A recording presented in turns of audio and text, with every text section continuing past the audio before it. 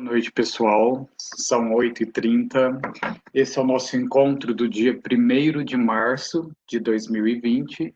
Sejam todos bem-vindos. E, Marla, eu passo a palavra para você.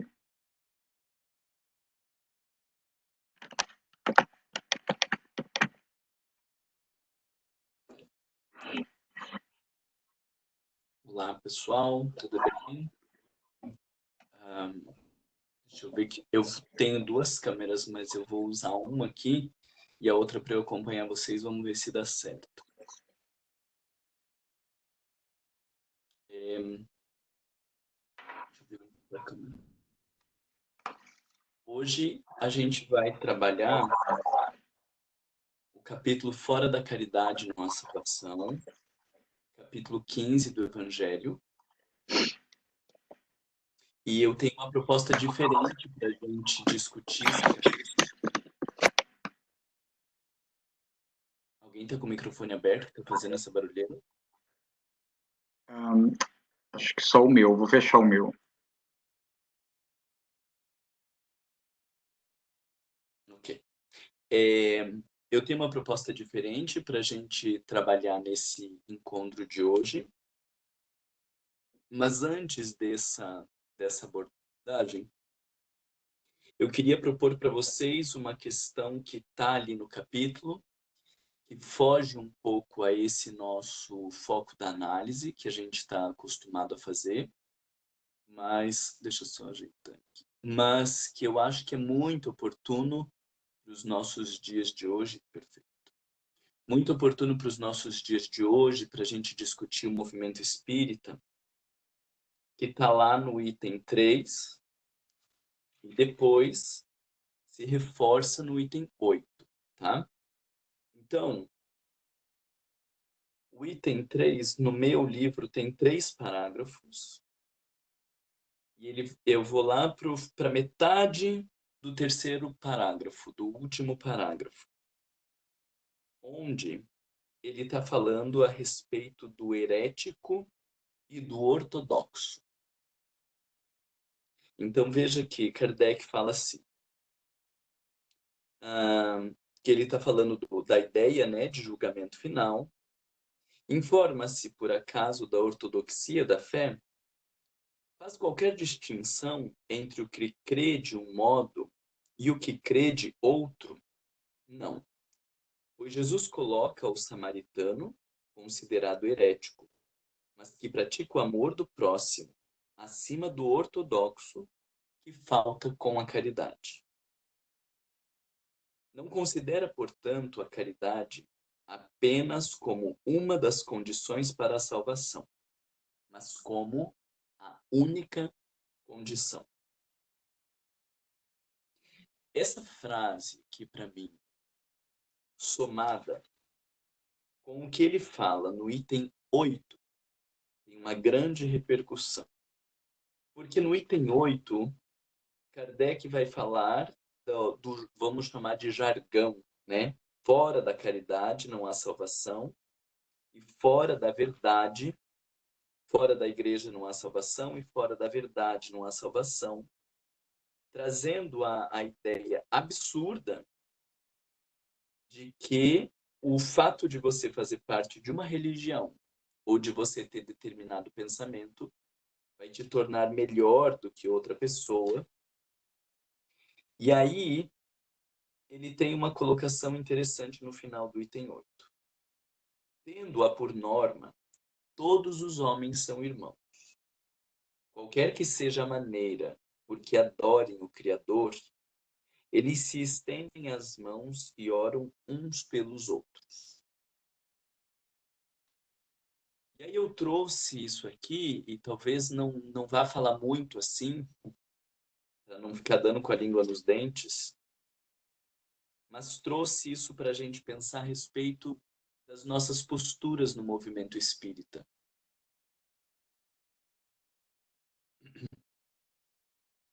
As nossas posturas dentro do movimento acabam muitas vezes desconsiderando ou descaracterizando isso que Kardec fala.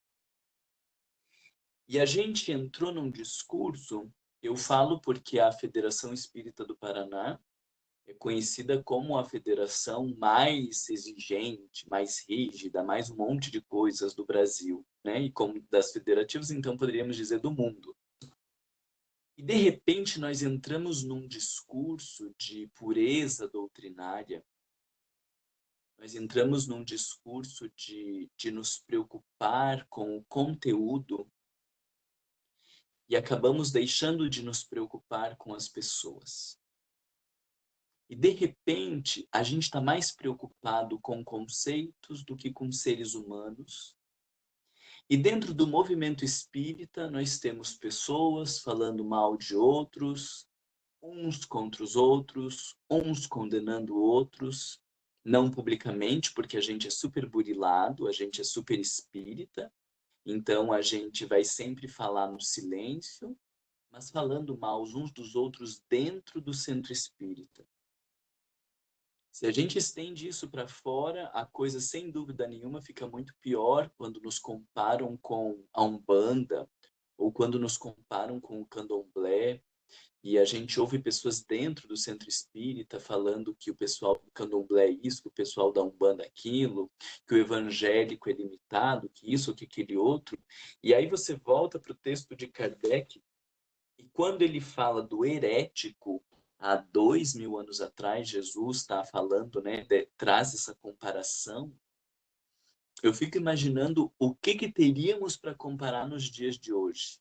O que teríamos para comparar com a blasfêmia que ele professou naquele tempo, de que era melhor um sujeito de má vida seria salvo, e aquele que cumpre com todas as supostas exigências, aquele que atende todo figurino esperado, não seria salvo.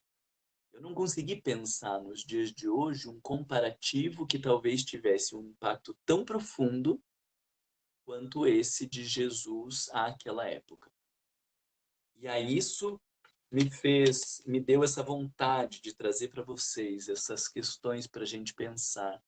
A forma como nós nos posicionamos no movimento espírita, a forma como nós tratamos as pessoas, os comentários que nós fazemos a respeito das pessoas, o quanto nós estamos agindo ainda no movimento espírita como os supostos senhores da lei ao tempo de Jesus, que se sentiam no direito de dizer quem faz parte e quem não faz parte, quem está incluso e quem está excluído, quem merece e quem não merece, quem está certo e quem está errado.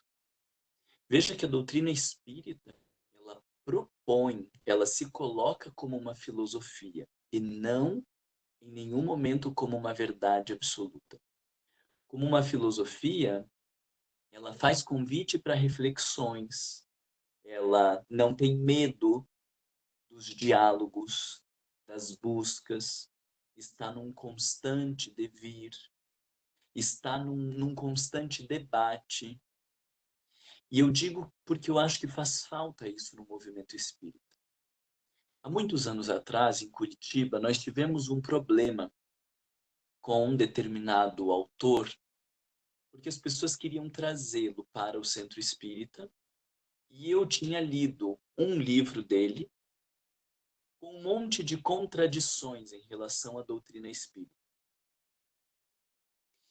E aí nós entramos num dilema, porque dentro do meu discurso, a gente trazer uma pessoa que ia falar coisas contrárias ou diferentes do que a gente estava lendo em Kardec, a gente estaria gastando tempo com uma coisa que, se a instituição espírita se propõe a estudar e debater Kardec, e a doutrina espírita é isso que está ali em Kardec, então a gente estava tendo algum problema. Gastar energia com isso. O que eu propus no nosso centro? De que todos lessem aquela obra, ou 3 obras que nós tínhamos mais em questão, e que fizéssemos uma reunião para fazermos uma análise daquelas obras, para fazermos os pontos e os contrapontos, de onde isso converge com Allan Kardec, aonde isso diverge de Allan Kardec com as determinadas fundamentações. Fizemos uma reunião longuíssima, debatendo os pontos e aonde a gente ia percebendo as discordâncias com a obra de Allan Kardec. Ao final, as pessoas então perceberam quantos pontos nós tínhamos de divergência e concluíram que, de fato, não seria o melhor trazer aquela pessoa. Depois disso, nós escrevemos um texto com todos os pontos que nós fizemos de análise e enviamos para o autor, para que ele entendesse que nós não convidaríamos ele para vir, porque dentro daquilo que nós estávamos enxergando na obra, de tal edição, tal página, tal parágrafo, fala isso. E dentro da doutrina espírita, Allan Kardec, no Livro dos Espíritos, em tal questão, fala isso. E fomos sinalizando coisas como, ele dizia no livro, espíritos que quando não evoluem, reencarnam como elementares, que são espíritos numa classe inferior à espécie humana e acima da espécie animal, umas coisas que contradizem a lei de progresso da doutrina espírita. Então, nós fomos sinalizando todos os pontos. Veja que nós não temos aí um problema com o autor. Nós não estamos aí discutindo a importância, o valor, se presta, se não presta, mas nós estamos discutindo alguns elementos doutrinários, porque o Centro Espírita não vai abrir suas portas para falar de budismo.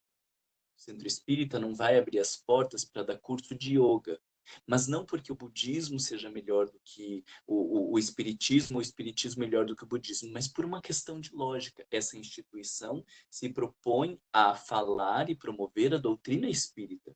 Então, uma escola de música vai dar aula de música e não vai contratar um professor de português ou de matemática, porque a escola é uma escola de música. É uma questão de fidelidade com os seus princípios.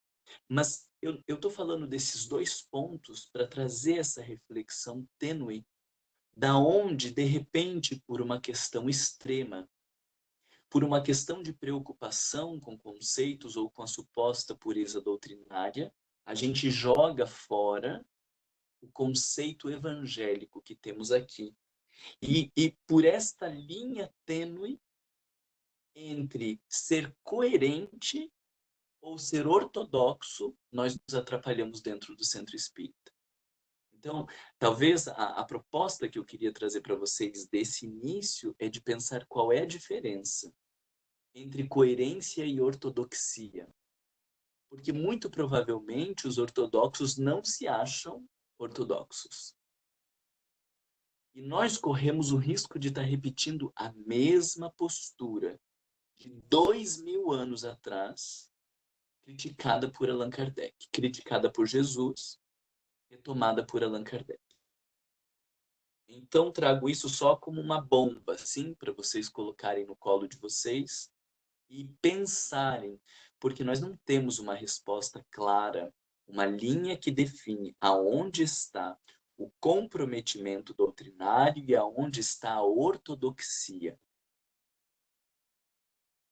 Mas nós precisamos pensar sobre isso.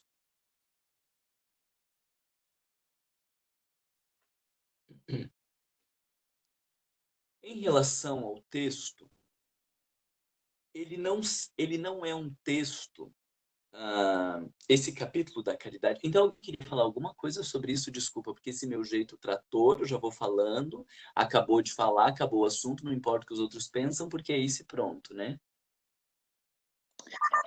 Marlo, o encontro passado, a Leila queria falar algo sobre a resignação. Cabe agora ou mais tarde?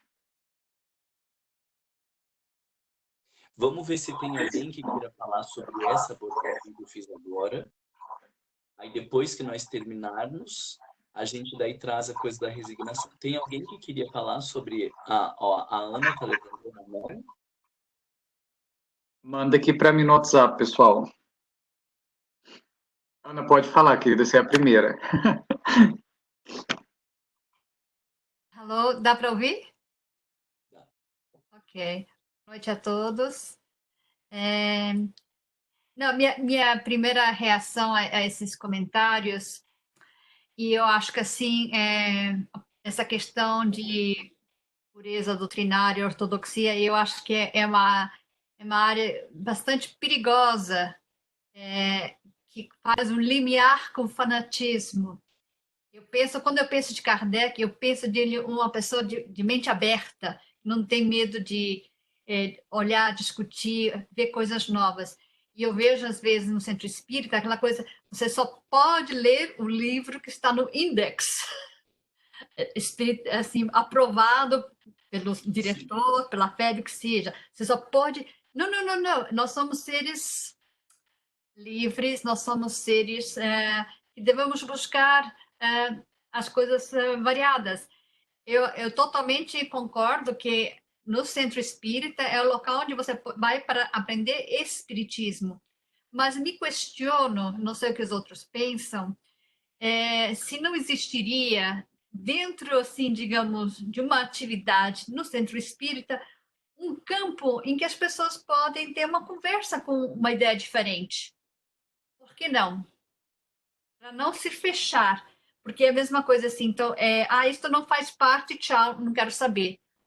Mas sempre o Kardec, ele falava, se a ciência vier e uma coisa não bater, fica com a ciência.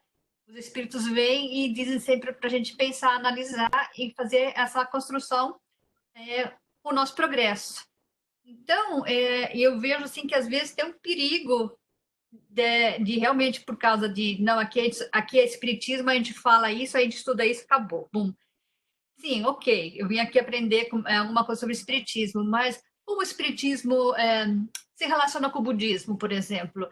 Quais são os pontos em comum ou não? Podemos ter um encontro um dia, um sábado? Isso porque isso aumenta a nossa cultura, nosso entendimento e quebra as barreiras. Os espíritos aqui, eles têm nos falado com os espiritualistas, né? Assim, crie, construa pontes, não faça parede, faça ponte de luz. E, na verdade, no começo do espiritismo aqui, senti muitas paredes construídas, porque eles são eles, nós somos nós estamos com a verdade, nós sabemos, eles estão equivocados, problema deles. Então, desculpa, eu falei muito, mas eu acho que essa é uma questão assim bem delicada que a gente tem que ter bastante reflexão e pensamento como levamos isso à frente, mantendo uma mente aberta, fazendo referência a Kardec, mas não fechando o diálogo próprio de entendimento, mesmo que não seja assim uma atividade do centro espírita, mas criando oportunidades de fazer ponte com os nossos irmãos que estão em outros, porque às vezes a gente fica numa postura que a gente está com a verdade e bem o que diz aqui, né? Nós somos os ortodoxos e nós vamos ser salvos. Era isso que eu queria. Eu penso, isso é uma coisa que eu tenho bastante forte em mim, essa questão de que a gente tem que poder dialogar com todos para a gente ter certeza também do que a gente acredita e qual a nossa referência. Não ter medo de falar com os outros. Ok, falei demais. Não, eu concordo, Ana, que eu acho que é bem por aí, assim, né? Você ainda fala com cuidado, tipo, mesmo que não seja uma atividade, né, da grade curricular que está estabelecida, né? Então, assim, olha, de vez em quando, será que dá para a gente dialogar o que que tem em comum ou qual é o encontro entre essas coisas, né? Eu acho que é uma infelicidade da nossa parte a gente ter se colocado no lugar de donos da verdade, né? A gente está justamente contrariando tudo que Kardec trabalhou aqui, e esse capítulo, para mim, ele teve muito impacto, assim, olhar isso e ele colocar o termo, né? Herético. Então, nós não estamos falando ortodoxo, mais ou menos herético, né? A gente está falando do herege, a gente está falando do que caminha fora, a gente está falando do equivocado. E que esse equivocado, por ter caridade, ele tem um lugar que o ortodoxo não tem. Allan Kardec repete também esse tipo de questão.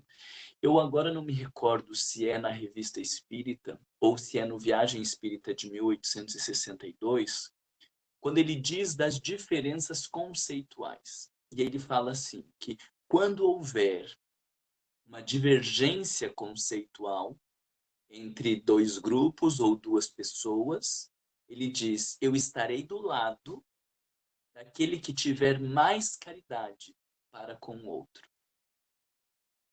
E num outro momento, tenho quase certeza que é no Viagem Espírita de 1862, ele fala justamente para a gente não se degladiar com as questões conceituais e essa suposta verdade, porque se nós estivermos juntos e estivermos estudando juntos, com o tempo, os conceitos vão clareando e nós teremos o processo de unificação que tanto Bezerra de Menezes fala. Mas quando nós nos prendemos às diferenças conceituais, nós rompemos. E por romper, não existe mais a possibilidade de diálogo. E nós afastamos a possibilidade de crescimento. Então, olha que interessante o olhar de Kardec. Mesmo que você discorde, mesmo que você tenha contrapontos, se você tem certeza que você está certo, continue junto, continue estudando, continue próximo, mantendo vínculos, porque com o passar do tempo, ou poderíamos até dizer com o passar dos anos, se nós estivermos próximos, há chance de maiores esclarecimentos. E se nós rompemos, não existe possibilidade de crescimento nem daquela parte, nem da nossa, né? Então, veja que esses são posicionamentos de Kardec.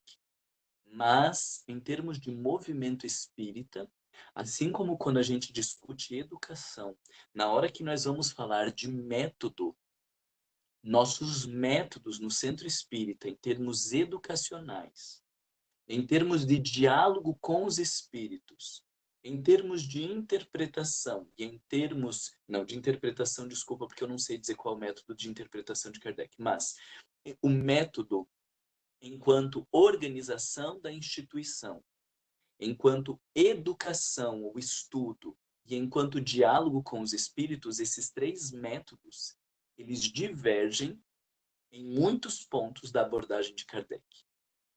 Que é onde eu digo que nós pegamos os textos de Kardec, então nós temos o conteúdo, mas enquanto prática educacional, enquanto prática de educação dos espíritos na reunião mediúnica, e enquanto direção de uma instituição, o nosso método, ele ainda é um método mais próximo da Igreja Católica do que da proposta que Kardec trouxe como educador e filósofo.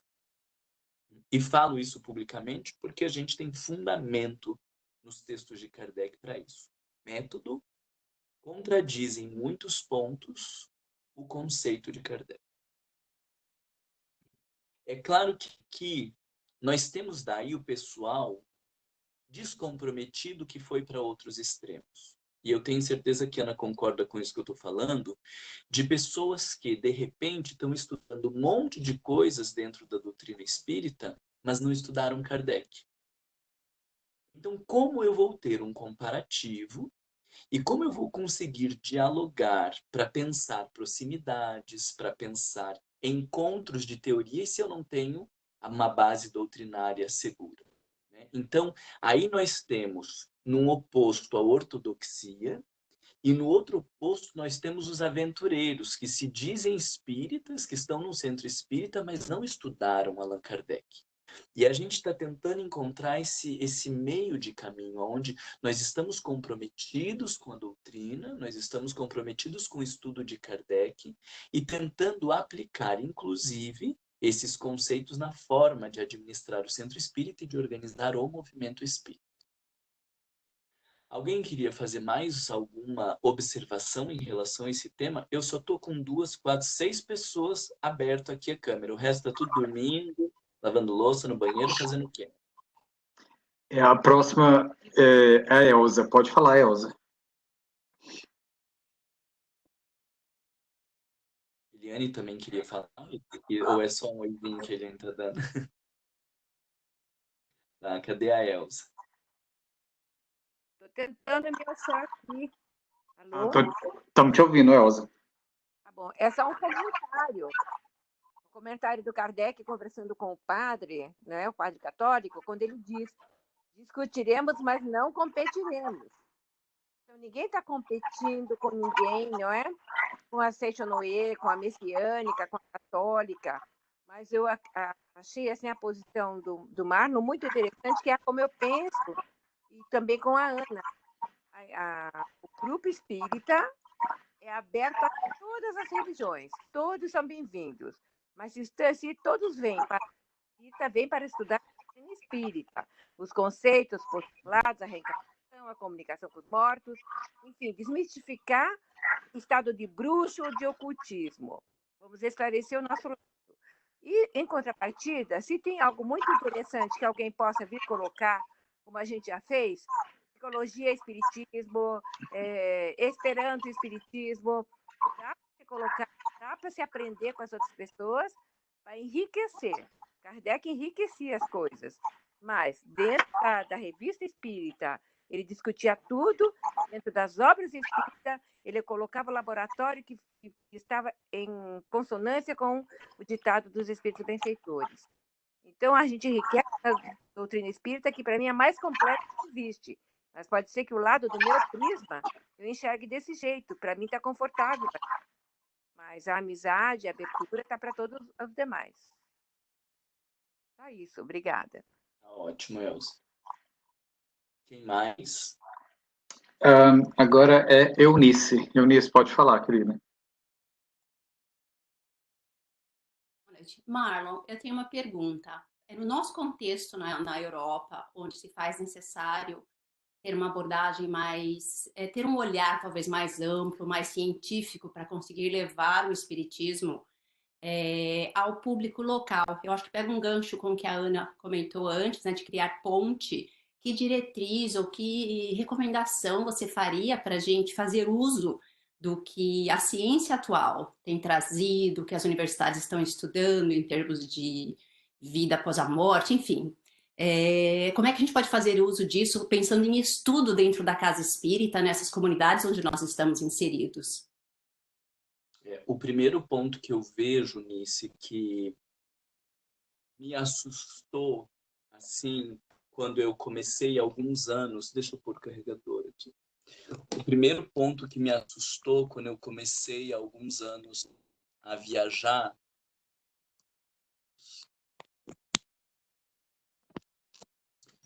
Quando eu comecei a viajar, me assustou, ao falar de doutrina espírita,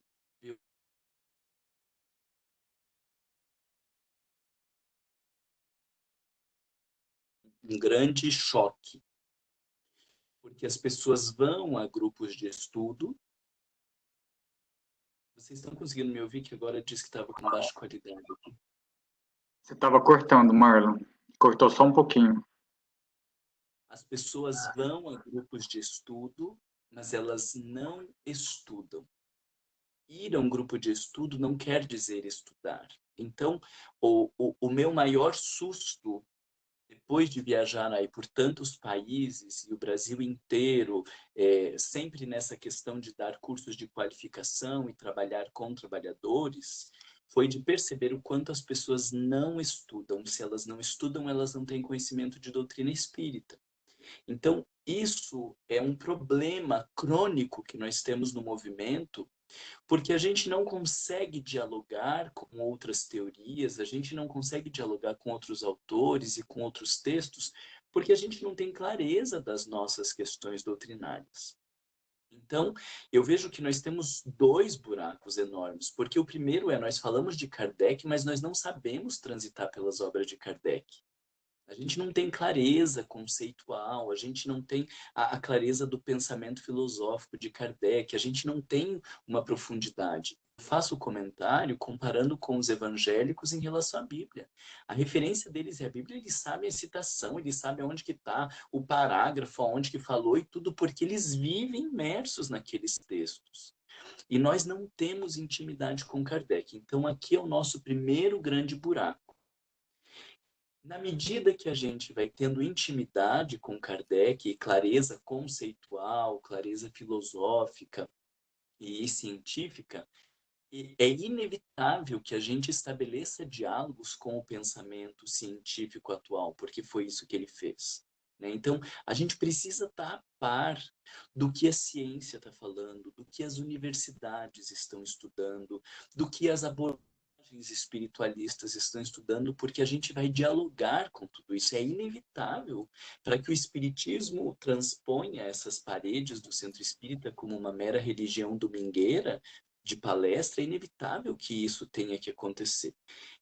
A gente ainda vai ter alguns encontros mais, mas o meu próximo passo, eu até ia propor para vocês futuramente, vou propor para vocês futuramente, mas já estou falando agora, da gente fazer um grupo de pesquisa.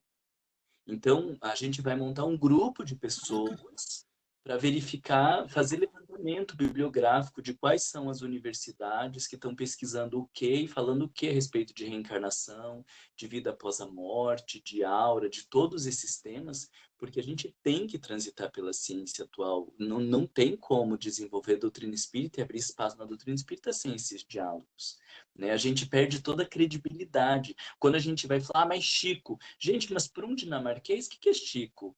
Né? Para um suíço, o que é Chico? Chico tem uma cultura e uma importância para um brasileiro, mas para um suíço, Chico não é referência. Então, nós temos os textos filosóficos, que são os textos de Kardec, e precisamos buscar pontes com fundamentações científicas para conseguir estabelecer um diálogo mais amplo com as comunidades nas quais a gente está inserido. Isso é inevitável, né? E aí eu estou organizando um passo, como a gente vai fazer esse método, e vou propor para algumas pessoas que quiserem aqui do nosso grupo, mas quem quiser, com outras pessoas que não estão aqui, para a gente fazer encontros mensais, para fazer o que a gente chama de uma revisão de literatura, né? Em ciência a gente diz revisão de literatura. O que estão falando sobre esses temas para a gente conseguir transitar melhor pelos autores atuais, né? Então vamos fazer isso, nisso. Tá, Já vai se obrigada. agilizando aí, vai já fazendo suas anotações. Quem mais que queria falar? A próxima professora é Rafaela. Pode falar, Rafaela. Oi, Marlon. Oi, todo mundo. Boa noite. Tá dando para ouvir bem? Ou tá dando... Sim.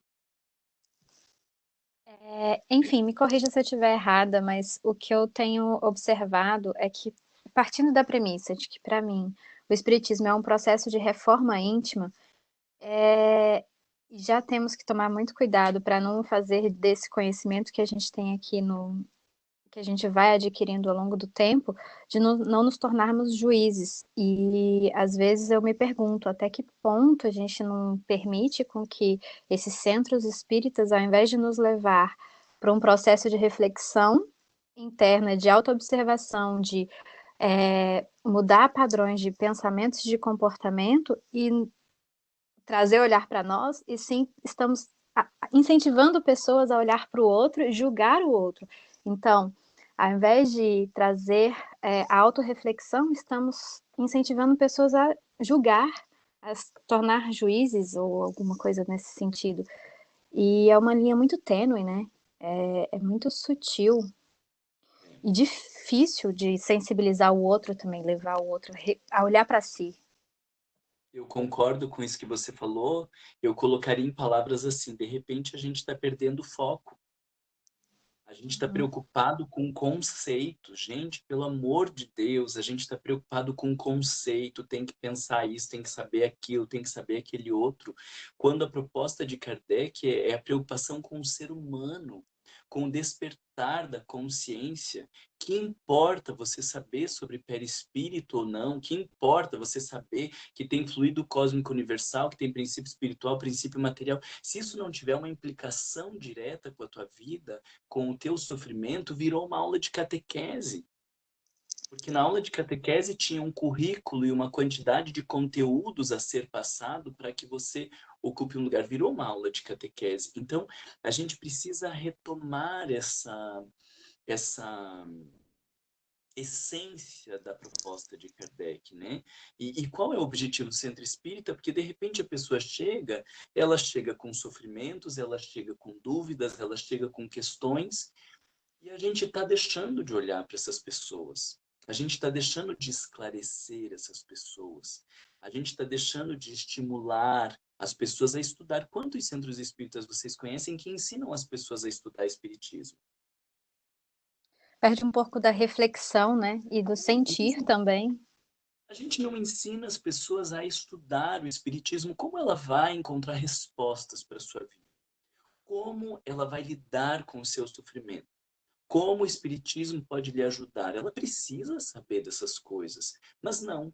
Chega o sujeito e nós queremos enfiá-lo no grupo de estudo. Mas existe um monte de coisas que a gente pode esclarecer, que a gente pode orientar essa pessoa. Então, é aí que eu digo que a gente vai entrando na ortodoxia. Ortodoxia, para mim, ela tem a ver com o conceito se tornou mais importante do que o sujeito. Isso, para mim, é o indivíduo ortodoxo, né? O conceito se tornou mais importante do que a pessoa. O conceito, ele tem que estar a favor da pessoa. O estudo tem que vir atender às necessidades da pessoa. Mas quando o conceito virou mais importante, nós temos que enquadrar a pessoa no conceito, nós caímos na ortodoxia. Isso, para mim, é uma ótima definição de ortodoxia, né? O conteúdo virou mais importante do que o ser humano. Então, lembrar que cada um tem o seu momento, né? E cada um tá aberto a uma coisa específica, um conhecimento adequado àquele momento, né? um grande desafio. Eu disse que eu não ia me delongar no sentido de não trazer respostas prontas, porque elas não existem.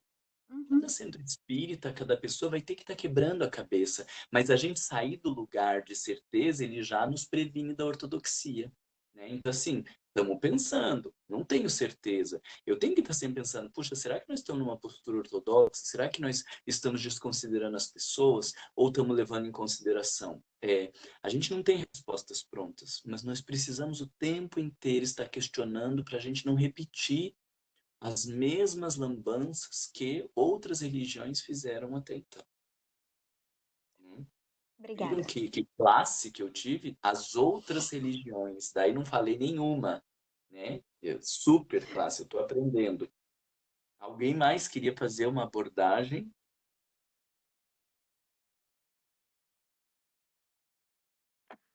Não, Marco, não tem ninguém mais na fila. Ok. Eu queria propor para vocês, para este capítulo, uma pergunta, tá?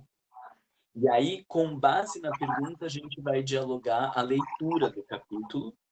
Vocês me perdoem, porque seria melhor se eu trouxesse a pergunta antes, né, para vocês terem tempo de pensar, mas a minha falta de organização, e eu não estou com um planejamento anterior, eu não sei o que vai ser do próximo encontro, não me permitiu trazer a pergunta antes. Mas a pergunta que eu queria trazer para vocês é assim: desde o título, todos os itens, eles deixam claro, fora da caridade não há salvação, tá?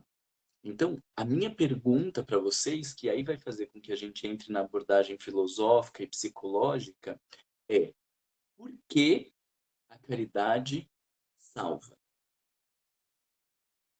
Então, esse seria o meu questionamento. Os espíritos e Allan Kardec argumentam que fora da caridade não há salvação. Como você explica, pelo viés filosófico, pelo viés psicológico ou pelo viés moral, que a caridade salva as pessoas? Porque a lógica que nós tínhamos é uma lógica materialista, comercial, de que quanto mais caridade você vai fazendo, mais você vai enchendo um potinho, e quando desencarnar, vai ter um cretino que ficou lá com uma lista e vai olhar tudo que você fez, passa o risco e vai dizer 254 pontos para a direita. O outro lá, 25 para a esquerda. Essa lógica econômica do céu e do inferno, ela não tem nada a ver com o elemento filosófico do espiritismo. Então, se a gente sai de uma lógica quantitativa, onde fazer caridade é agradar Deus, e quando agrado Deus, ele me recompensa, e esse Deus cretino ferra com quem não agradou ele, isso já não nos serve mais. Então, se não é por acumular tesouros no céu, qual é a lógica de que a caridade salva?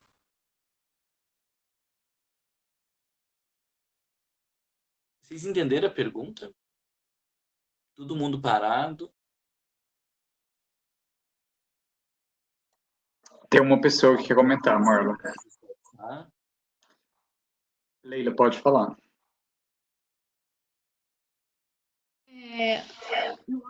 Eu acho que a gente teria que definir o que é caridade para a gente. O que a gente entende por caridade? Se a filantropia é uma coisa, sim. Não é filantropia, o TSA já está definindo, né? Tipo assim, o que para mim é caridade? O que é caridade? E nesse caso, seria mais no sentido de uma transformação minha em ver o próximo como uma pessoa que naquele momento está tendo uma dificuldade e pode ser que eu seja o ser naquele momento que poderá ajudar aquela pessoa, mas deveria sentir empatia por essa pessoa, no sentido de me coloco no lugar dela, se eu tivesse naquela situação, eu gostaria de ser ajudado também. E então eu penso mais nesse sentido, porque no sentido que a gente está acostumado, como o termo caridade, é muito mudar, fazer sopa, recolher roupa, nesse sentido aqui, né? Mas eu penso que a gente tem que pensar mais no que a gente entende no nosso interior por essa caridade que a gente sente dentro da gente que motiva eu querer fazer alguma coisa pelo outro. Tá, então, vou pegar a tua sugestão e vamos primeiro, então, buscar no texto qual é a definição de caridade, para daí a gente entender como essa caridade salva. Pode ser, Leila? Sim, claro, claro. Então, vamos lá. O que o texto nos diz? Porque aí eu não vou perguntar para vocês o que é caridade, cada um fica dando um palpite, não interessa os palpites da gente. A gente não está aqui para dar, eu acho que caridade é isso. Aí eu vou dizer, eu acho que aquilo, não interessa o que a gente acha. Né? O que é caridade? Vocês nunca vão fazer isso num grupo de estudo. Porque no grupo de estudo, quando a gente está lá estudando, sim, vocês vão perguntar para os participantes o que cada um entende que é caridade. Eu estou pensando que aqui nós estamos lidando com pessoas que coordenam os estudos, por isso que aqui não é importante o que você acha. Mas jamais você vai dizer isso lá no Centro Espírita, num grupo de estudo. Gente, não importa o que vocês acham, o que importa é o que Kardec fala. Pelo amor de Deus, me faça uma dessas. Então, vamos lá. O que o texto nos oferece de subsídio para definirmos caridade? Leila, quero te matar, porque eu também não sei aonde que está aqui no texto agora, mas vamos ter que achar. Na prática da indulgência. Aonde? Quem falou? Vamos pontuar com os itens. Marla, a Manu está falando, está no Livro dos Espíritos, 88. Não vem com o Livro do Espírito agora, Manu. Vamos achar aqui no Evangelho. Tem que estar. Tem que estar aqui.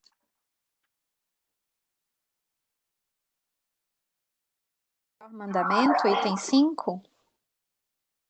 Vamos lá, calma aí. Item 5. Maior mandamento. Então, caridade, humildade, a salvação. Este princípio se acha formulado. Maior mandamento. Será que ali a gente pode dizer o maior mandamento define o que é caridade? No item 7, quando São Paulo diz, ainda que eu tivesse a linguagem dos anjos, seria esse? Ali, esse item 7, ele é interessantíssimo, o 7, né? Para aquilo que a Leila já tinha nos falado, né? Que Não misture caridade com dar coisa para os pobres. Não misture caridade com fazer sopa. Não chame isso de caridade. Porque veja que Paulo diz, né? Mesmo que falasse a língua dos anjos, se não tiver caridade, mesmo que tivesse o dom da profecia, a perfeita ciência, se não a fé que transporta a montanha, se não tiver caridade, mesmo que distribua os bens a alimentar os pobres e tivesse entregado meu corpo a ser queimado, se não tivesse caridade, nada me serviria. Então, aqui, Paulo já está fazendo uma grande diferença. Você pode dar todos os teus bens, você pode dar teu corpo a ser queimado em nome de Deus. Caridade é um sentimento que pode estar presente nessas atitudes ou não. Então, aqui, a gente já tem a clareza de que caridade não é um ato. Caridade não é uma ação. É um sentimento. Um sentimento que impulsiona as pessoas à ação. Nós somos cretinos. Então, veja, existe o desenvolvimento de um sentimento que me leva a uma ação. A gente não quer trabalhar o sentimento, vai direto para a ação e quer falar que aquilo é caridade. Isso é cretinice. Madre Teresa de Calcutá, todos os bens aos pobres e viveu a caridade, mas não foi porque ela deu os bens aos pobres que ela foi caridosa, é porque ela era caridosa, é uma questão sentimental, é um lugar da alma. Por ela viver isso é que fez com que ela desse os bens aos pobres. A gente quer encurtar caminho, a gente quer fazer atalho e aí não vai dar certo.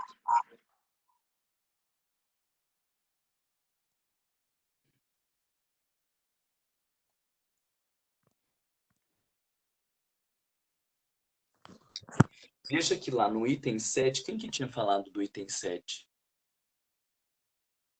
A Sônia?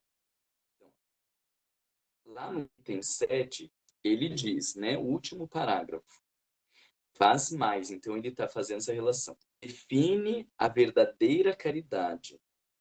Mostra não só na beneficência, como também no conjunto de todas as qualidades do coração, na bondade e na benevolência para com o próximo. Então, aqui nós temos uma definição de caridade como conjunto de todas as qualidades do coração para com o próximo. Concordam?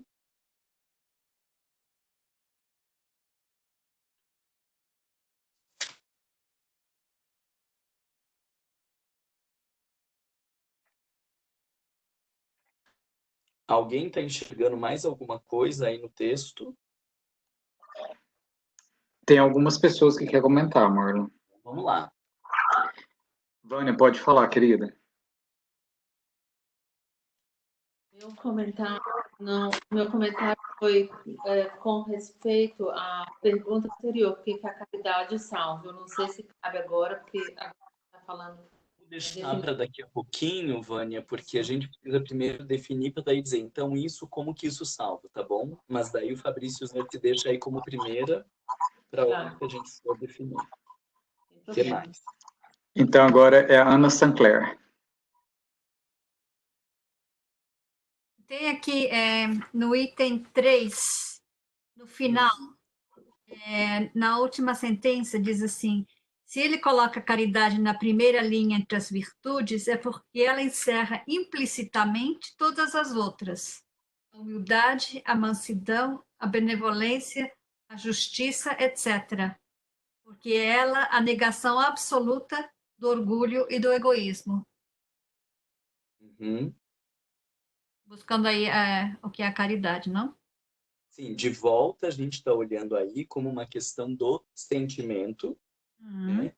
Como que era lá o termo que estava lá, como essas qualidades do coração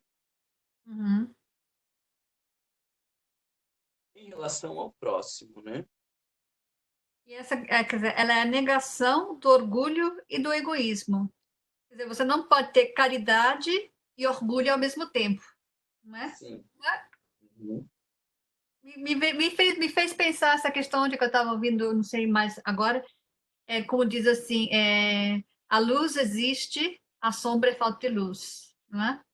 O calor existe, o frio é falta de calor. Que tal a caridade existe? Isso, mas Só falta esse orgulho guarda, e egoísmo.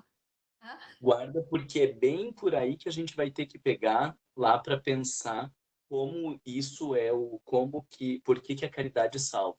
É por esse raciocínio aí que a gente vai ter que ir caminhando, né? Mas já traga mais para frente. Então, o que mais que vocês têm ali? Tem 3. A próxima agora é a Sônia. Vai lá, Sônia. Oi. Eu encontrei algo aqui no item 5, na última frase, lá embaixo. Não podendo amar a Deus sem praticar a caridade para com o próximo, todos os deveres do homem se encontram resumidos nesta máxima: fora da caridade não há salvação. Ou seja, somente amando ao próximo, demonstrando a caridade, é que se chega a Deus. É que se adquire essa consciência e essa aproximação a Deus. É um pré-requisito, né? Para a salvação.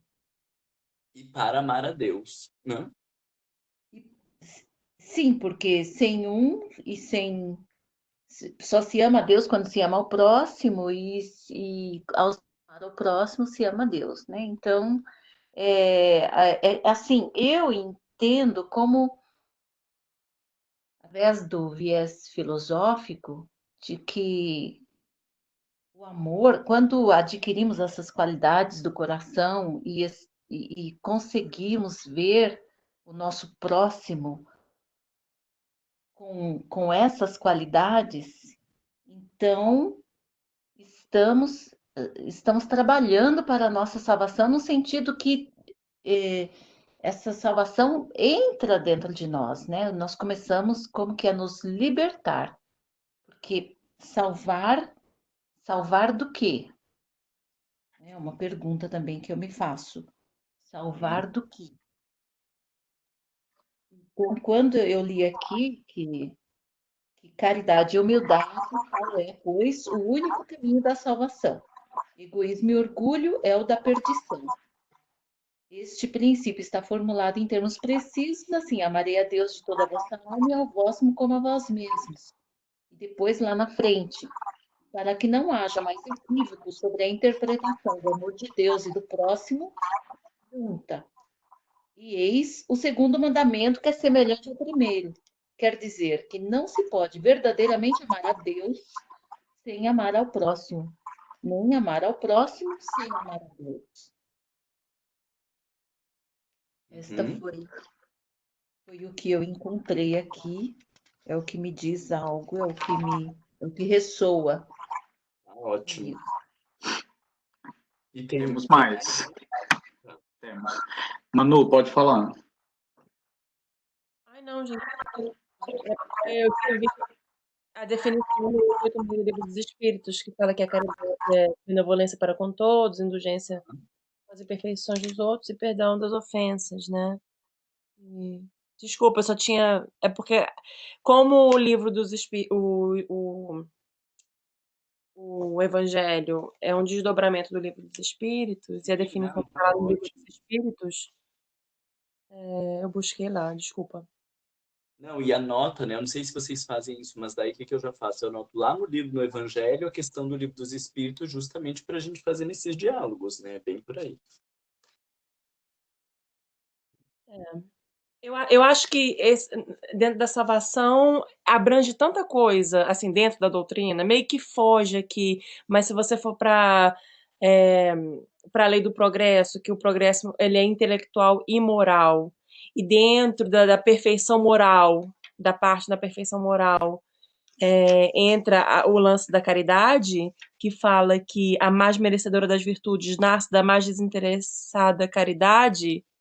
Então, o tempo inteiro tá batendo nessa tecla, assim, dentro da doutrina, dentro do livro dos Espíritos do Evangelho, tá sempre batendo nessa tecla. A gente consegue achar o tempo inteiro, na verdade. Sim, vai gritando, né, aos nossos olhos, né? Uhum. Quem mais? Não mais. Não mais. É claro que, quando a gente está olhando aqui o Evangelho, vocês precisam lembrar que o Fora da Caridade não há Salvação, ele já é um capítulo avançado, porque ele já está no capítulo 15, né? E talvez algumas coisas, alguns conceitos possam ficar um pouco mais claros quando a gente volta lá no capítulo 11, que é o do amor ao próximo como a si mesmo. E veja, lá no capítulo 11, na instrução dos espíritos, vai ter lei de amor, o egoísmo, fé e caridade, caridade para com os criminosos. Talvez ali tenham frases que deixam mais claro, né, para a gente não ter dúvida de que caridade é o amor ao próximo, né, nas suas diferentes expressões, mas caridade como sentimento, caridade é o amor ao próximo. Se eu não me engano, Paulo traz essa definição, né, de que caridade é o amor em ação. Mas agora não me recordo aonde que tá. Se alguém lembrar de procurar durante a semana, a gente pode fazer esse compartilhamento, né? De que caridade é o ato de amor, né? Então você pode dar todos os teus bens aos pobres, mas fazer isso para a exaltação egóica. Então, se não tem caridade, ou seja, se não tem amor ali, se não tem uma preocupação com o outro, se não tem um cuidado com o outro, é o que Paulo diz, nenhum valor tem. Né? Se separamos o olhar materialista de que caridade não é uma ação material, caridade é um sentimento que pode estar presente num dizer não e que pode estar presente num dar uma comida. Mas você pode dar uma comida e não estar presente o sentimento de caridade. Né? Então, os textos de Kardec, eles deixam muito claro isso. E aí é onde eu digo que as nossas práticas contradizem o conteúdo. Porque, de repente, esse discurso eu já vi muitas vezes no centro espírita, das pessoas dizendo, quando usam do Fora da Caridade não há Salvação, daí dizendo, então, nós temos o trabalho da sopa, nós temos o trabalho do albergue, nós temos o não sei o quê, não sei o quê, não sei o quê. Meu Deus, você acabou de usar o texto dizendo que você pode dar todos os bens aos pobres, se não tiver caridade, nenhum valor tem, e aí você termina o estudo dizendo, então, nós temos o trabalho disso, disso, disso, daquilo. Né? Tipo assim, vamos voltar e reler o texto, porque a gente não entendeu? Ok. Definido caridade enquanto essa... Como que é a palavra que estava aqui? Caridade enquanto essas qualidades do coração em direção ao próximo. Ou, resumindo em palavras, as atitudes de amor em relação ao próximo. Voltamos daí para a nossa pergunta. Por que a caridade salva? A Vânia, eu acho que podia começar.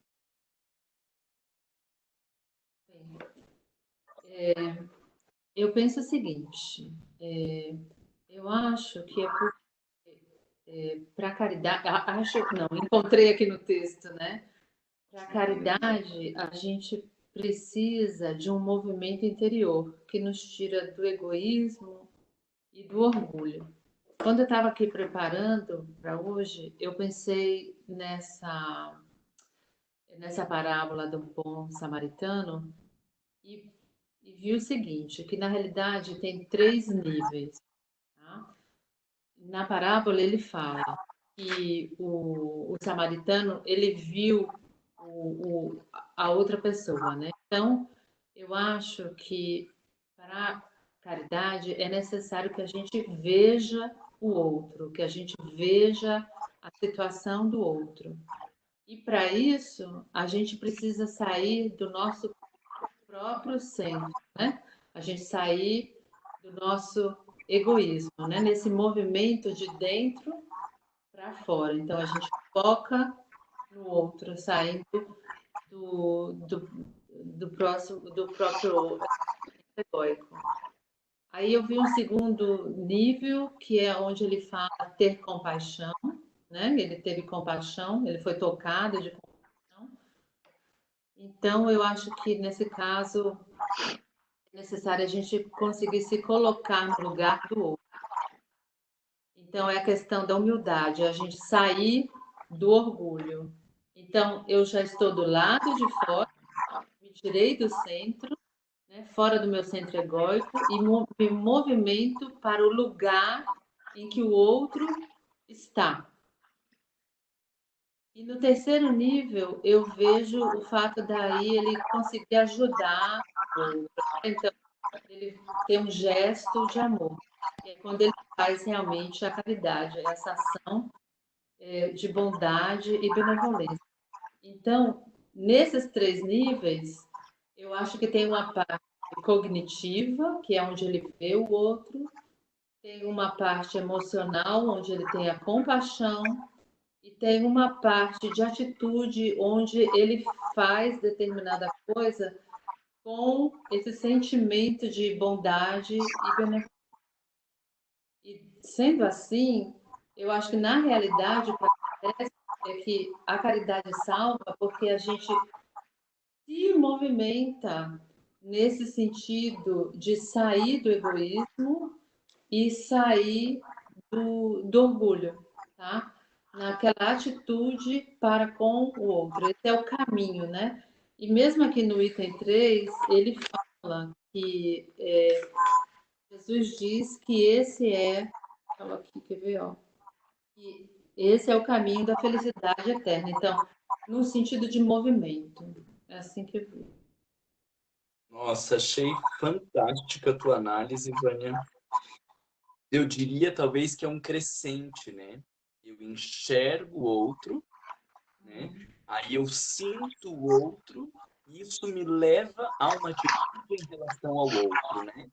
E é onde eu digo que a gente vai na cretinice, que a gente fica só na atitude em relação ao outro, sem enxergar, sem sentir, sem fazer toda essa construção interna, e aí a gente é só o produtinho final e acha que isso vai dar certo, e não vai, né? Então, eu achei muito legal isso, enxergar o outro, sentir o outro, e aí isso naturalmente nos leva a uma atitude em relação ao outro, né?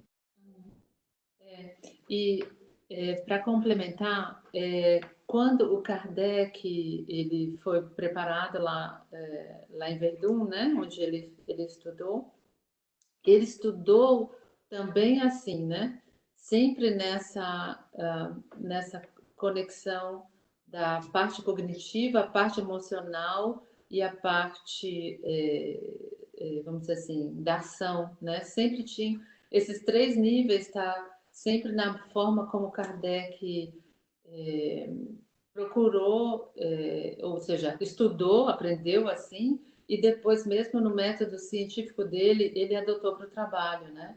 Então, exatamente essa estrutura foi que eu reconheci aí na parábola. Legal, muito bom.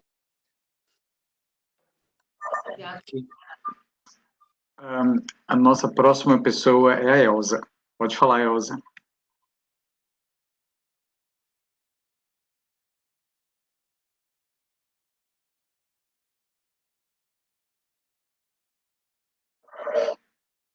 Elza, você está no silencioso? Vou falando, esqueço de fazer o mute aqui. Mas eu digo, eu estava falando que eu encontrei o texto, em vez de procurar na semana, eu procurei agora, e é o texto de Paulo de Tarso, quando ele escreveu a carta aos Coríntios. Ele fala que a caridade é paciente, é benéfica, não é invejosa, nem temerária, não se ensoberbece, não é ambiciosa, não busca os seus próprios interesses, não se irrita, não suspeita mal, não é injusta, apoia a verdade, tudo desculpa, tudo crê, tudo espera. Aí, quando a Vânia comentou agora que você sai de você, né, para enxergar o outro sem julgamento e ver primeiro a necessidade. Daí Kardec teve todo o exemplo de Pestalozzi, que acolhia as crianças que os pais não podiam pagar a escola, tinha o mesmo tratamento. Então, Kardec desenvolveu essa semente que estava dentro dele, culminou com a própria escola que ele também fazia de graça, e hoje nós temos toda a nossa doutrina espírita de graça, de amor para a humanidade. Então, é entrar na necessidade do outro, agir sem pensar se eu vou ganhar com isso, se eu vou perder com isso. É dar de si sem pensar, com amor, né? Com o coração falando, com a mente, logicamente, mas com o coração falando mais alto. É o sentimento, é o amor em ação. Era isso aí, se ajuda alguma coisa, o texto está aí. Sim, esse texto, Elza, ele está citado lá no Evangelho também, a primeira epístola aos Coríntios, capítulo 13, né? 1 ao 7, 13. Vê se você acha aí essa parte que ele fala que o amor que a caridade é o amor em ação. Se você achar, daí compartilha com a gente. Eu estou lendo o texto justamente sobre isso, né? Com caridade é o amor em ação. Paulo de Tarso, quando escreveu aos Coríntios, no capítulo 13, falou da caridade como sendo o amor em ação. Mas tem aí essa citação, caridade ou amor em ação?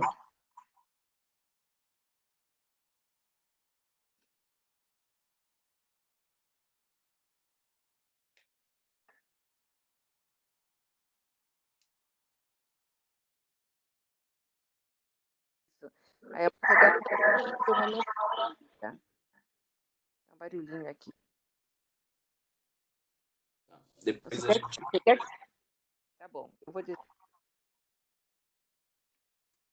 Depois a gente verifica, eu não consegui ouvir. Tem mais gente que queria falar? Ainda temos... Temos um monte. A próxima pessoa é a Andrea. Pode falar, Andrea.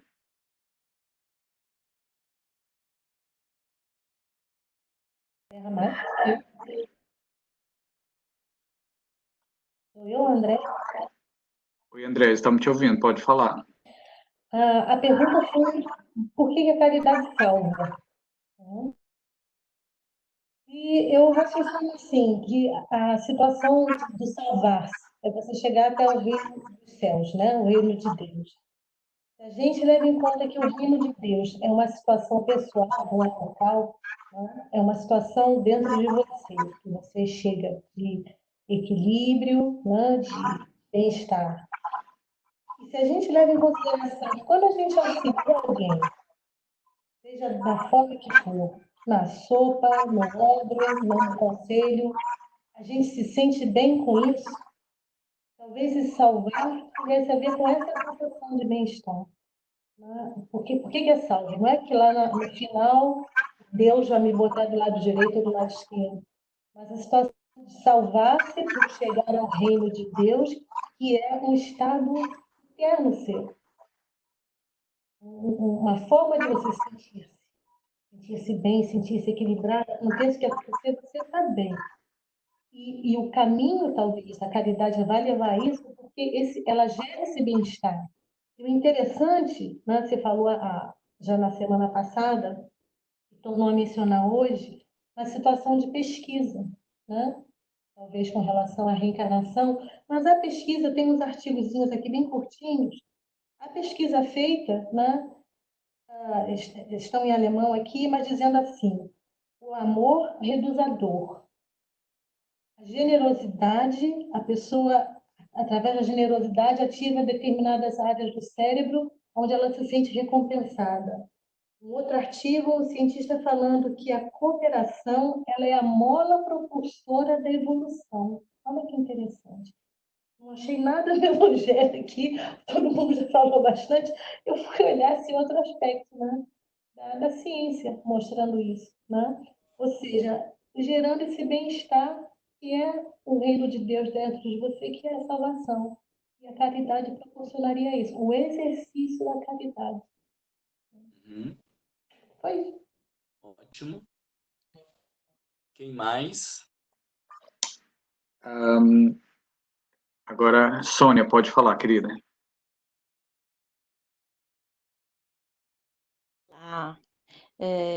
Eu, ao responder essa pergunta, que aliás não é uma pergunta fácil, né? Por que a caridade salva? Pergunta bem filosófica mesmo. A minha resposta é com esse texto do item 8, já no meio do parágrafo, bem no meio, onde está escrito assim: a máxima, fora da caridade não há salvação, é a consagração do princípio da igualdade diante de Deus e da liberdade de consciência. O que eu quero dizer é que o que eu vejo é que quando eu entendo o meu irmão como filho de Deus e merecedor de todos os benefícios e que Deus cuida desse ser, não é? E acompanha esse ser do começo ao fim, que ninguém está só, que esse meu irmão também não está só. Quando eu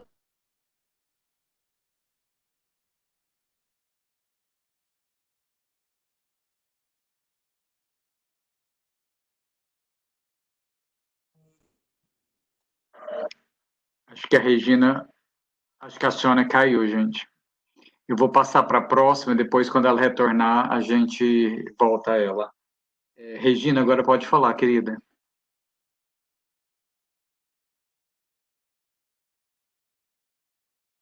Boa noite a todos. Pelo que eu compreendi, e por um outro texto muito parecido, onde fala do amor, o amor segundo São Paulo. A expressão do amor segundo São Paulo, em alguns textos, está como amor, em alguns outros, está como caridade. Acredito eu que nos salvaremos através da caridade, ou melhor, não há salvação sem a caridade, porque não há salvação sem o amor. Porque o amor, parece-me, que é o ponto máximo do crescimento da consciência do ser humano.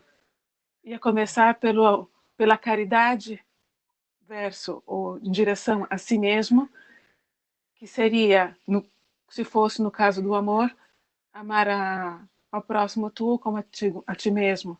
Então, quando nós nos amarmos o suficiente e fizermos pelo outro o que faríamos por nós, nós teremos essa salvação, porque é um ponto maior que nós poderíamos chegar nesse sentido. E aí, poderia talvez fazer uma ponte até mesmo com conhece a ti mesmo, porque nós fazemos um percurso de conhecimento de nós mesmos para nos aprendermos, inclusive, a ter caridade conosco mesmo e amarmos a nós mesmos. É isso, a minha impressão. Ótimo, Regina. Quem mais? Que pelo visto tem um monte de gente.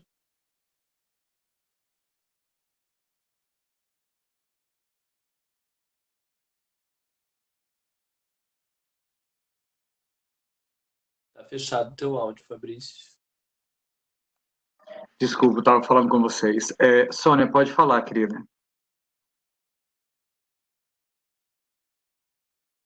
Desculpa, é que meu telefone ficou muito quente e aí ele se desligou. Então, eu vou tentar ser breve, eu vou tentar pôr a câmera, mas eu não sei se eu vou conseguir. Mas,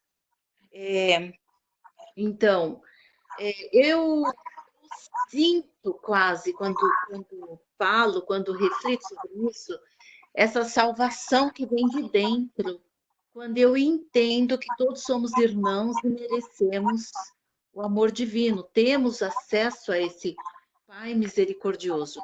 Então, quando eu trato meu irmão como um ser que merece meu respeito, minha atenção, né, esses sentimentos do coração, esses atos de caridade, ou penso nele como ser de Deus, eu me vejo nele, me vejo também no momento de necessidade, onde eu venha, não sei, se eu fizer alguma coisa errada, se eu precisar me perdoar, eu começo a me ver como também esse ser que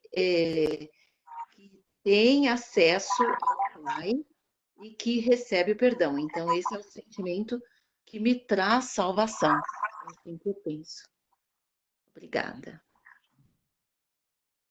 Quantas pessoas mais tem, Fabrício? Agora acabou.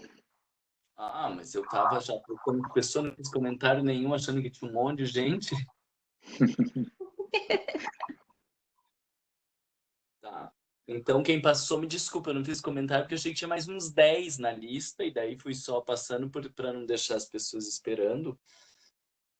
Mas então, vamos juntar aí essas coisas todas que vocês falaram, e também juntar aquilo que a Ana já tinha trazido da luz, ou do calor, ou do frio, que é a concepção que Kardec traz lá na Gênese, né? Quando ele vai falar do bem e do mal, ele vai falar da inexistência do mal, que é a ausência do bem, né? Nessa comparação do calor. Eu não lembro se ele faz a comparação com o calor ou com a escuridão, mas um desses dois sentidos aí. Então, voltamos lá para o Livro dos Espíritos. Qual é a nascente de todos os males? Que a gente tinha estudado no Livro dos Espíritos, questão 913. É o egoísmo. E o que é o egoísmo? Né? É esse movimento de autocentramento. Eu estar fechado em mim. Então, quando eu estou fechado em mim, disso vai surgir a avareza, a inveja, o ciúme, a arrogância, o orgulho, a impaciência. São todos os vícios morais de onde vão decorrer todos os nossos problemas existenciais, todos os nossos conflitos, todos os desatinos. Então veja que interessante, alguém ali falou, né, do princípio da igualdade no item 8, porque veja que esse movimento de caridade, eles dizem ali o tempo todo, né, é a negação do egoísmo, ou seja, se o egoísmo é a nascente de todos os males, e aí por isso você, para ler o Evangelho, você tem que estar conectado com essas bases filosóficas que estão lá no Livro dos Espíritos, se o egoísmo é a nascente de todos os males, quando você consegue se relacionar com o próximo no movimento de igualdade, ou como trazia a Vânia, né? Esse enxergar o outro, ou este sentir o outro, quando eu dou lugar para o outro na vida, eu estou superando esse egoísmo.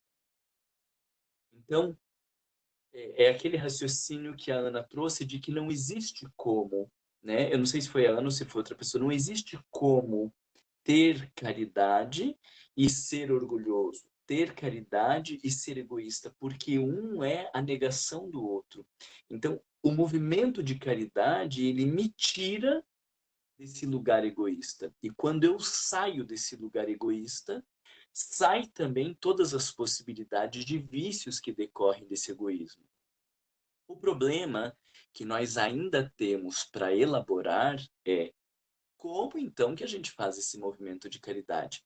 Porque a gente está entendendo, enquanto resultado final, que quando eu consigo enxergar o outro, então eu não vivo esse egoísmo. O enxergar o outro aqui seria trazer luz, né? Porque a escuridão é eu fechado em mim. Ou o frio sou eu fechado em mim. Eu só olho para as minhas necessidades, eu só olho para as minhas questões. E aí a gente está entendendo que não existe o frio, não existe o egoísmo. O que existe, olha que interessante por essa lógica, não existe o egoísmo. O que existe é uma negação do próximo, né? Não existe o mal. O que existe é uma negação desse movimento social, ou coletivo, ou caridoso, né? Então, olha que esse capítulo, ele ajuda a gente... Vocês estão me ouvindo ou eu caí? É porque aqui no meu computador eu caí, mas no celular eu não caí. Estão conseguindo ouvir ou não? Estamos.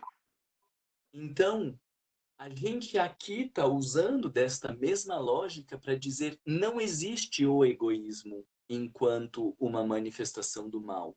O que existe é a negação ou o distanciamento em relação ao outro. Vai ficando Vocês vão juntando todas essas coisas que a gente está falando?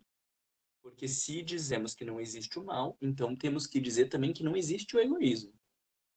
O que existe é uma negação do outro. Agora, a pergunta que eu trago para a gente pensar é: o que então que a gente faz para desenvolver a caridade? Se a caridade é a negação do egoísmo, porque ela nos tira dessa escuridão, se ela é a clareza, se é por esta via que a gente supera o egoísmo, então, como desenvolver a caridade? A gente já está relacionando que a caridade é o que proporciona a salvação, porque ela nos tira do egoísmo, que é do egoísmo que nascem todos os males, da onde nascem todos os problemas. Ok, esse raciocínio fica claro. A pergunta agora é, então, como desenvolve a caridade? Porque se a gente não entender como desenvolve a caridade, volta lá para aquela questão da Leila. A gente vai estar fazendo sopa e achando que vai para o céu. Mas você pode fazer sopa como alimento do seu egoísmo. Olha que detalhe tênue. Você pode fazer caridade porque, como você leu no livro Fora da Caridade Não Há Salvação, você começa a ter atitudes supostamente caridosas, fazer sopa, levar roupa para os pobres, fazer isso, fazer aquilo e aquele outro, porque lá no fundinho o teu interesse é de ser salvo. Então você está fazendo uma suposta caridade para alimentar o egoísmo. Não tem nada a ver com salvação aqui. E não adianta a gente falar, então você tem que fazer caridade sem interesses. Isso não resolve, porque o que o nosso psiquismo vai fazer é colocar o interesse lá no inconsciente e a gente vai ver só uma coisa linda aqui por fora, mas continuamos fazendo por interesses. Continuamos autocentrados. Continuamos querendo que alguém reconheça ou que ninguém reconheça, porque Deus vai reconhecer lá na frente, né? Então, a gente está fazendo numa intenção de ser beneficiado. A gente está fazendo numa intenção de sair ganhando. A gente está fazendo numa intenção de ficar bonito. Isso é egoísmo. Isso sou eu, autocentrado, usando do outro para alimentar a nascente de todos os males.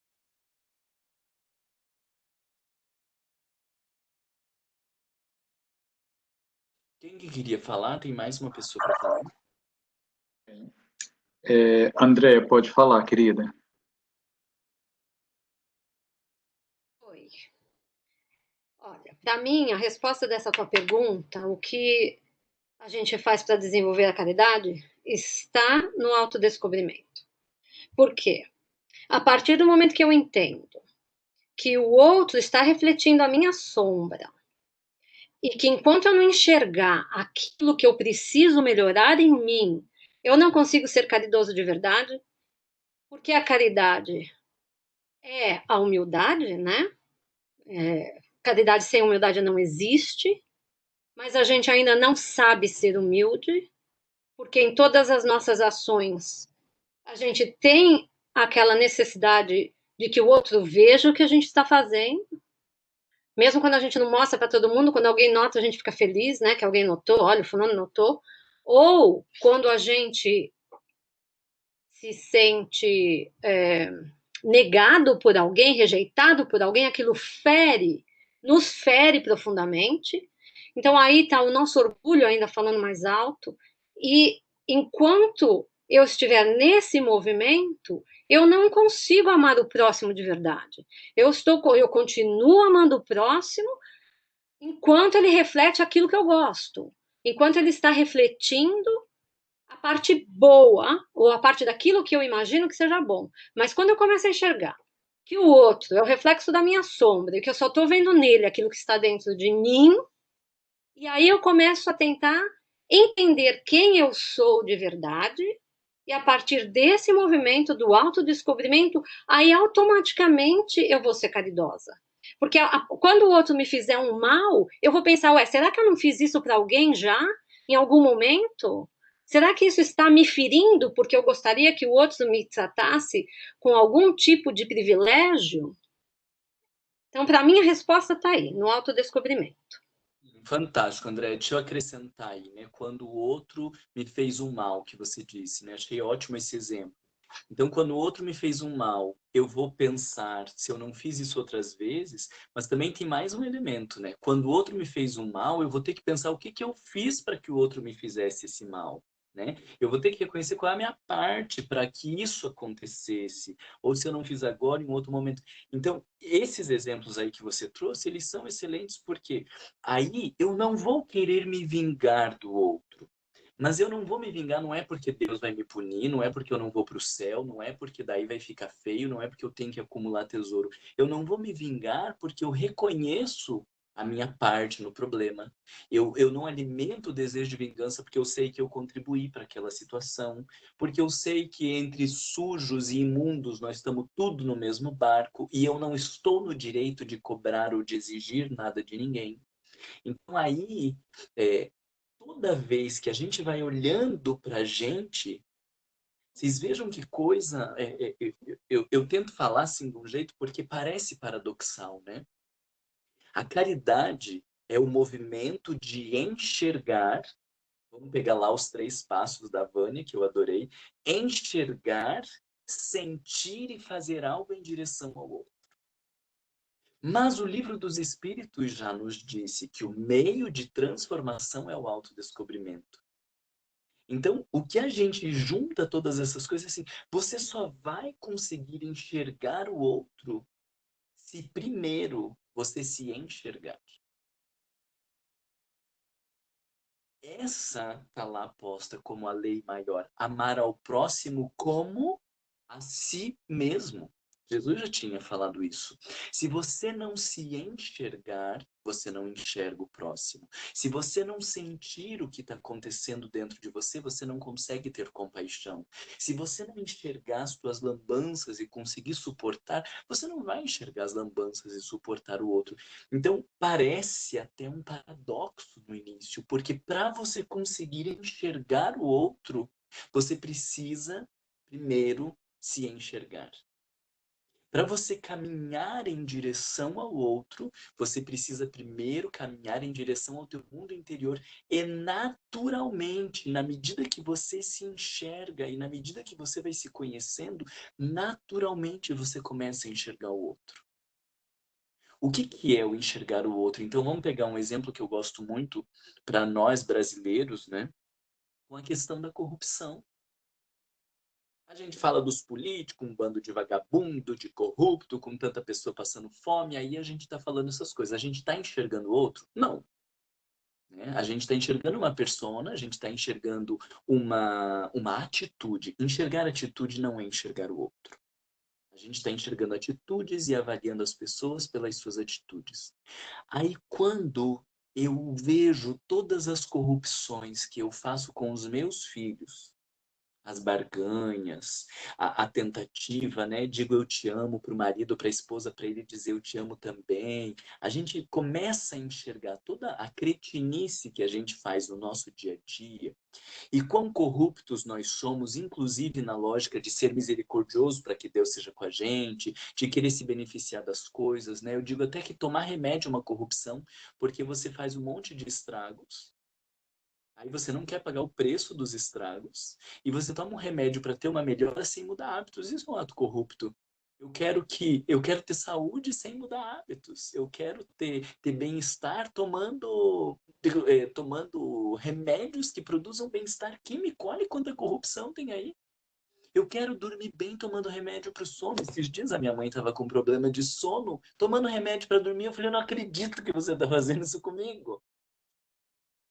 Eu passei 10 anos da minha vida no curso de como dormir melhor. Então, existe todo um processo de higiene do sono, de todos os cuidados que você precisa ter para dormir melhor. Aí, o que que no fim das contas ela vai me dizer?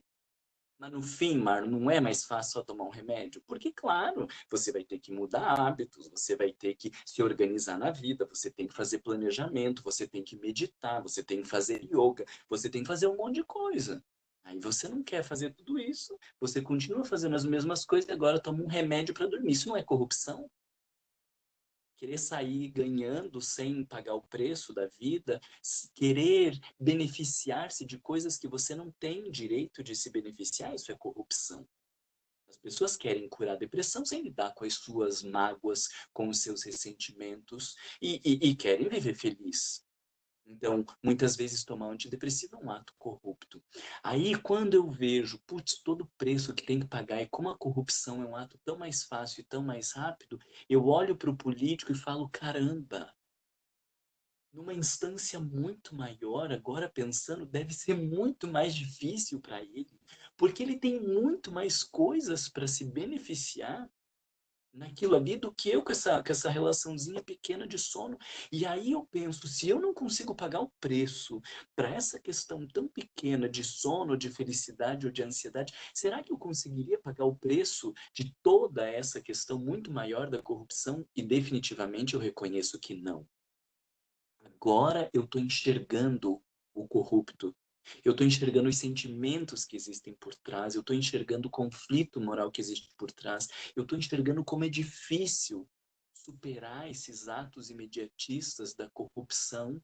E então, depois que eu olho para tudo isso e alguém fala, porque esses corrupto, vagabundo, eu fico constrangido, assim, com vergonha, dizendo, ai meu Deus, que a pessoa não saiba o que eu faço, porque eu faço igual numa medida diferente. E aí, naturalmente, eu não falo mais mal, eu não critico, eu não condeno, eu respeito por ele ser quem ele é. Em última instância, podemos dizer, eu o amo. Então, olha que fantástico. O amor ao próximo como uma consequência direta do autodescobrimento.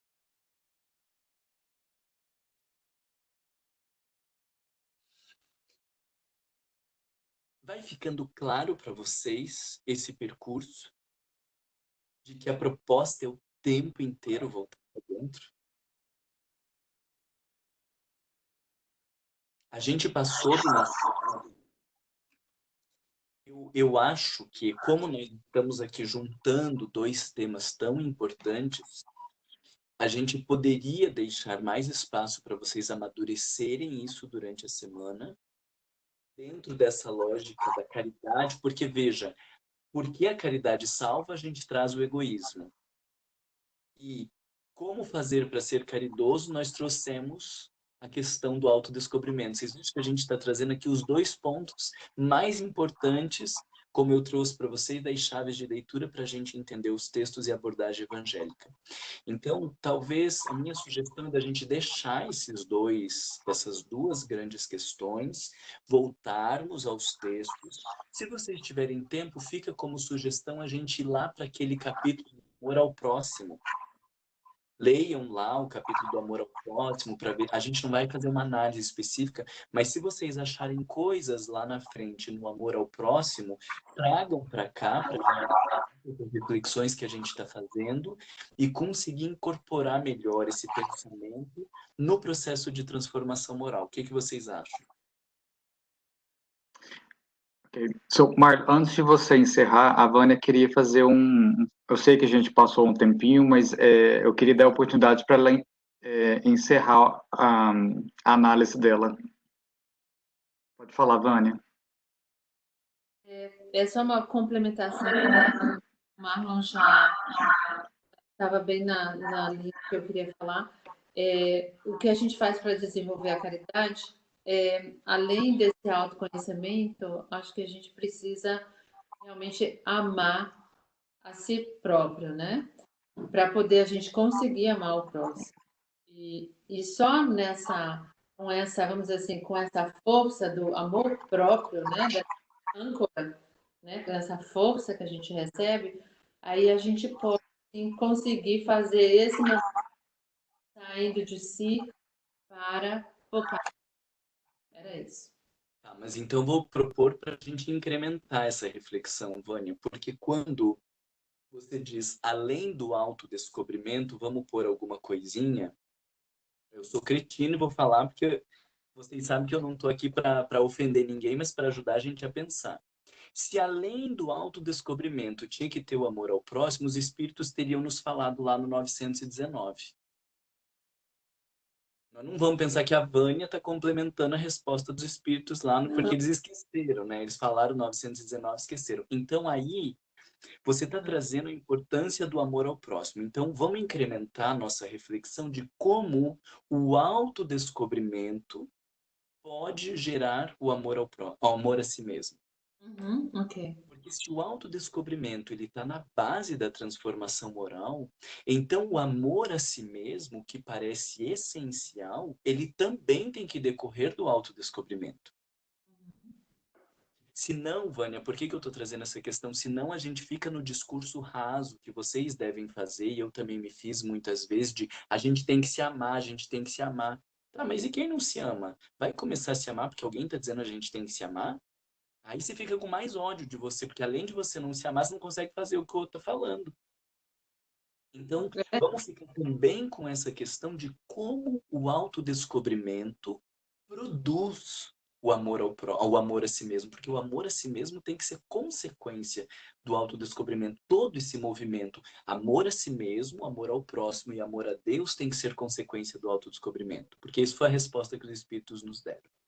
Então vamos tentar pensar como o amor o amor a si mesmo, ao próximo e a Deus, como que o autodescobrimento produz isso.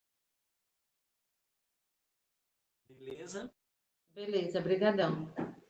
Gente, eu queria dizer que eu estou adorando essas discussões, porque eu vejo vocês quebrando a cabeça, pensando, olhando o texto, e eu acho que isso tem muito a ver com doutrina espírita, isso tem muito a ver com esse percurso dessa proposta de Kardec. Então eu fico assim, ó, super, super animado aqui, a minha vontade de não terminar para a gente ficar mais tempo discutindo, porque eu acho que realmente isso tem muito a ver com a proposta de Kardec, e para mim está sendo um prazer. Tá bom? Bom fim de semana para vocês. Nos vemos domingo que vem com muitos estudos aí, hein? Fiquem com Deus. Tchau, gente. Boa noite e até o próximo domingo.